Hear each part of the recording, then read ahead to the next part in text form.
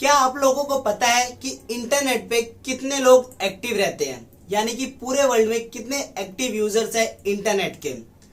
तो according to 2021 data 4.66 billion लोग active internet users हैं और इंडिया के अंदर ऑलमोस्ट 700 मिलियन लोग एक्टिव यूजर्स हैं इंटरनेट पे। अब आप लोग ये सोच रहे होंगे कि मैं ये सारी चीजें आपको क्यों बता रहा हूं, क्योंकि आज की जो ये वीडियो है वो इसी पर बेस्ड है कि how many people are using internet. So मेरा आप लोगों से एक सवाल है, बताओ जहां पर ज्यादा लोग होते हैं, ज्यादा ऑडियंस होती है, वहां क्या होता है? वहां होती है अपॉर्चुनिटी। बताता हूं कैसे। किसी भी कंपनी को अगर अपने प्रोडक्ट या फिर सर्विसेज सेल करनी है तो उसे क्या करना होगा? उसे अपने उन सर्विसेज को या फिर प्रोडक्ट को ज्यादा से ज्यादा लोगों तक लेके जाना पड़ेगा, राइट? और अभी इस टाइम पर इंटरनेट के इतने बड़े एवोल्यूशन के बाद सबसे ज्यादा लोग हमें कहाँ मिलते हैं? डिजिटली मिलते हैं, राइट? पहले क्या होता था, अगर मार्केट में कोई भी नई चीज आती थी तो उसका आपको कैसे पता चलता था? टीवी के एड के थ्रू, मैगजीन्स के थ्रू या फिर पेपर के थ्रू, राइट? तो जो भी कंपनी अपने प्रोडक्ट्स को इन सब मीडियम के थ्रू आप तक पहुंचाती थी वो एक्चुअल में क्या करती थी? वो करती थी मार्केटिंग अपने प्रोडक्ट्स की, राइट? बट इंटरनेट के एवोल्यूशन के बाद सारी चीजें डिजिटली होने लगी। टीवी की जगह सोशल मीडिया ने ले ली, मैगजीन्स और पेपर की जगह वेबसाइट यानी कि ब्लॉग्स ने ले ली और रेडियो की जगह पॉडकास्ट ने ले ली। मीन्स ये सारी चीजें अब डिजिटली होने लग गई और इसी को हम लोग डिजिटल मार्केटिंग के नाम से जानते हैं। So hi guys, my name is Shahnawaz and I am part of the tri billions 21 और आज की इस वीडियो में हम लोग ये डिस्कस करने वाले हैं कि एक डिजिटल मार्केटिंग होता क्या है। In a simple word we can say that किसी भी प्रोडक्ट का इंटरनेट का यूज करके मार्केटिंग करना डिजिटल मार्केटिंग कहलाता है।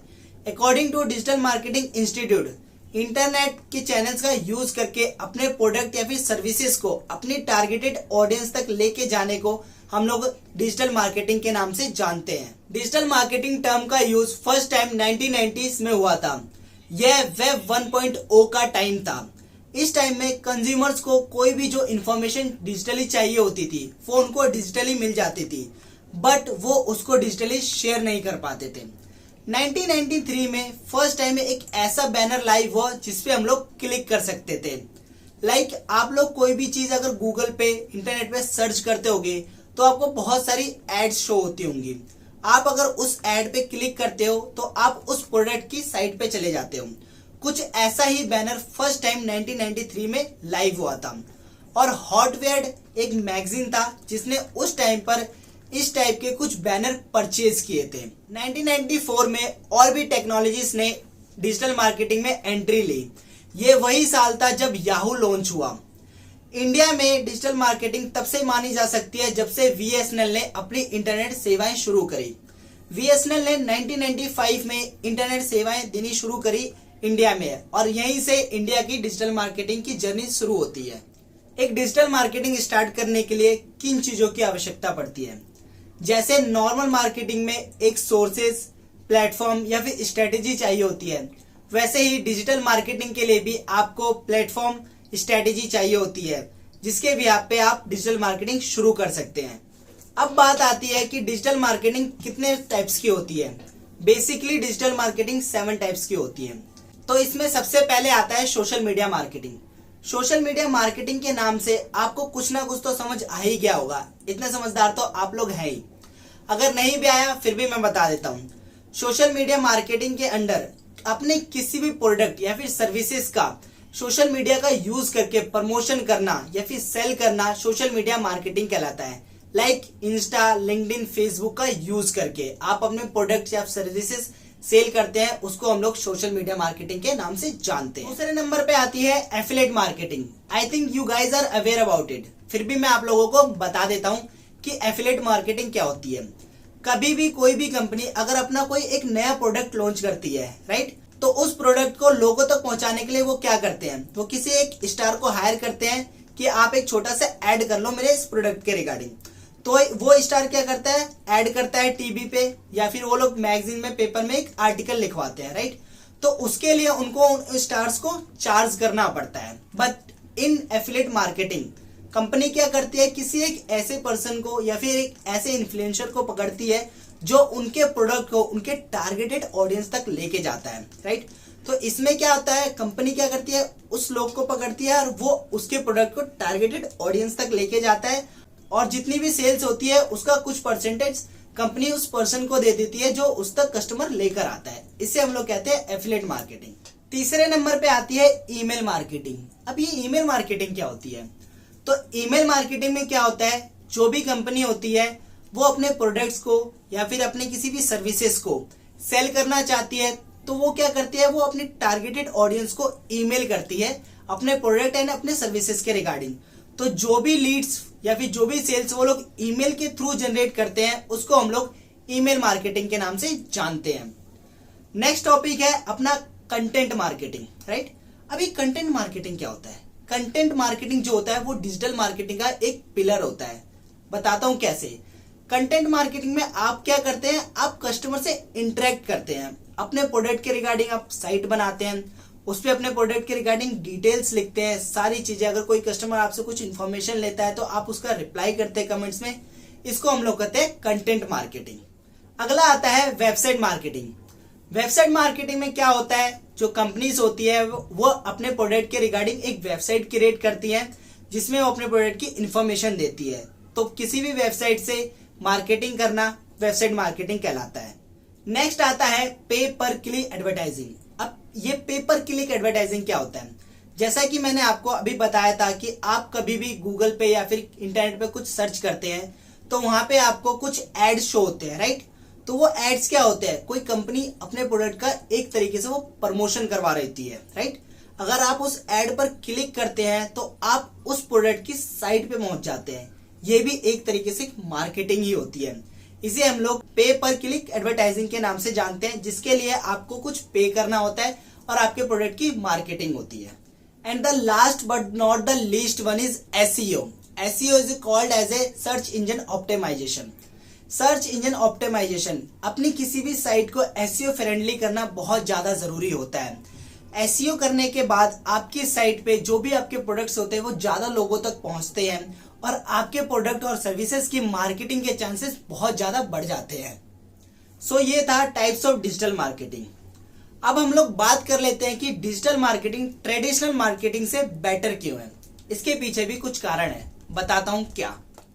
सबसे पहली चीज आती है cost effective. In traditional marketing क्या करना होता है, कोई भी जो कंपनी होती है अगर वो अपना नया प्रोडक्ट लेके आती है तो उसका प्रमोशन करवाने के लिए उस टीवी पे एड चलाती है, पेपर में आर्टिकल लिखवाती है, किसी मैगजीन में आर्टिकल लिखवाती है, उसको ज्यादा पे करने पड़ते हैं। बट इन डिजिटल मार्केटिंग अगर आप कंपेयर करें तो डिजिटल मार्केटिंग में किसी भी प्रोडक्ट का डिजिटली प्रमोशन करवाना बहुत सस्ता होता है और ये इजीली लो कॉस्ट में हो जाता है।